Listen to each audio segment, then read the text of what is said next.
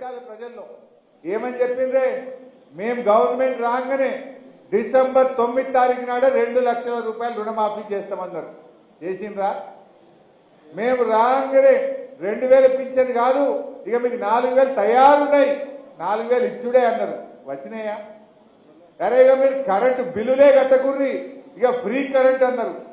ముక్కు విండి ఇలా కరెంట్ వాళ్ళు వచ్చి ఊళ్ళల్లో బిల్లులు వసూలు చేస్తున్న పరిస్థితి ఉన్నది.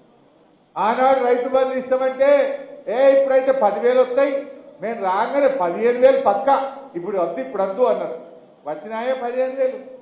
15,000 ఆ 10,000 కూడా పూర్తిగా వస్తారు. అంటే ఇలా ఎన్ని రకాలు. అరే వడ్లు అమ్ముకోకుర్రి, మేము వస్తున్నాం, ఇక 500 బోనస్ తయారున్నాయన్నారు. ఇచ్చినారే మొన్న వానకాలం వడ్లకు బోనస్ ఎగబెట్టిండ్రు. రుణమాఫీ పత్తలేదు. రైతు బంధు 15,000 అన్నారు, మాట తప్పిండ్రు. మొన్న అసెంబ్లీలో మీరు చూసుంటారు.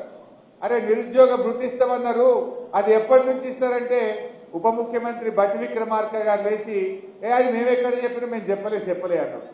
వాళ్ళ మేనిఫెస్టో తీస్తే వెళ్ళదా?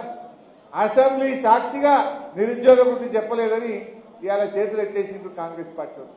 వాళ్ళ మేనిఫెస్టోలో ఉంది, వాళ్ళ ప్రియాంక గాంధీ గారు చెప్పినారు, కానీ ఇలా మేము చెప్పలేదు అని చెప్పి చేతులు ఎత్తేసే పరిస్థితి కూడా మీరందరూ కూడా అసెంబ్లీలోనే చూశారు. ఇవన్నీ కూడా ఇవాళ ప్రజలు గమనిస్తా ఉన్నారు. ఎన్ని అబద్ధాలు ఆడినో ఇవాళ అందరు ప్రజలు గమనిస్తున్నారు. ప్రగతి భవన్ లో ఏమన్నారు? 250 బెడ్రూమ్లు ఉన్నాయన్నారు, స్విమ్మింగ్ పూల్ ఉందన్నారు, ఇంకేందో ఉన్నదన్నారు. మొన్న అసెంబ్లీలో పట్టుకొని అడిగిన బట్టి విక్రమార్క, నాయన బట్టి విక్రమార్క గారు, ఇప్పుడు నువ్వే పోయి ఉంటున్నావు కదా ప్రగతి భవన్ లా, మరి ఎన్ని రూములు ఉన్నాయో చెప్పవా, ఇప్పుడు ప్రజలకు అసెంబ్లీలో చెప్పు అని అడిగిన. స్విమ్మింగ్ పూల్ ఉన్నదేమో ఇప్పుడు చెప్పవా అన్న. తలకాయ కిందికేసింది తప్ప ఒక్క మాట చెప్తుర్రా? నోరిపుతలేరు. అంటే అన్ని జూటా మాటలు చెప్పింది. మన దావోస్ లో కేటీఆర్ గారు దావోస్ లో అద్భుతంగా పెట్టుబడులు తెస్తే అప్పుడు ఇదే కాంగ్రెస్ వాళ్ళు ఏమన్నారంటే, దావోస్ పోవు దండుగా, ఇది పైసలు ఖరాబ్ అవుతున్నాయి, ఇదంతా ఖర్చు పెడుతున్నారు, ఇది దండుగా అన్నారు. మరి మీరెందుకు పోయింది? మీరెందుకు పోయిండ్రు?